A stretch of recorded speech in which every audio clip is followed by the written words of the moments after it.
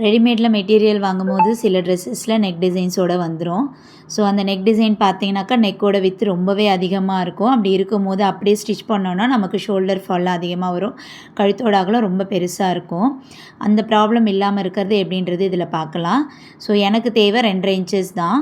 அப்போது இதில் 2.25 இன்ச்சஸ் வந்து இந்த ட்ரெஸ்ஸில் இருக்குது. இது 1/4 இன்ச்சு மட்டும்தான் கம்மி. பட் நீங்கள் வந்து எவ்வளோ இன்ச்சஸ் எக்ஸஸாக இருந்தாலும் இந்த மெத்தடே ஃபாலோ பண்ணலாம். இப்போது நெக்கோட டிசைன் எங்கே ஸ்டார்ட் ஆகுதோ அங்கேருந்து நமக்கு எந்த அளவுக்கு தேவையோ அதை மார்க் பண்ணிக்குவோம். அப்போ எக்ஸஸாக இருக்கிறது ஃபோல்டிங் சைடு வந்துடும்.